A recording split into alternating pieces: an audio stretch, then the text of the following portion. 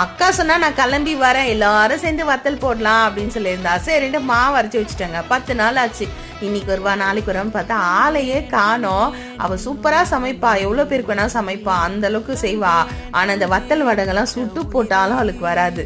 நான் தான் எப்பவுமே செஞ்சு கொடுப்பேன். அதனால நான் பண்ணேன், மாவு எடுத்துட்டு அவங்க வீட்டுக்கே கிளம்பிட்டேன். கிளம்பி போய் வத்தலை காய்ச்சி ஊற்றி காய வச்சு அதை பிரிச்சும் காய வச்சு கொடுத்துட்டோம். வேர்க்கடலையும் சக்கரவள்ளி கிழங்கும் சிறுவாபுரி போனப்போ வாங்கியிருந்தேன். அங்கே விற்கிறவங்க சொன்னாங்க, வேர்க்கடலை வாங்கினா பசங்க பிரித்து சாப்பிட்றதுக்கு ரொம்ப சங்கடப்படுது அப்படின்னு சொல்கிறாங்களா அங்கே வரவங்களாம். அதனால நாங்கள் அதை உரிச்சே விற்கிறோமா, வாங்கிக்குமா அப்படின்னாங்க. சரி 2 பேக்கெட் வாங்கினேன். நல்லா பெரிய பெரிய கல்ல சூப்பராக இருந்துச்சு.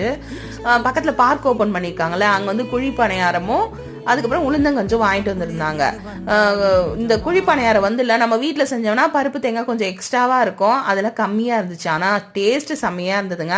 உளுந்தங்கஞ்சி வந்து கருப்பட்டி போட்டிருக்காங்க, சூப்பராக இருந்துச்சு. அதையும் தான் சாப்பிட்டோம்.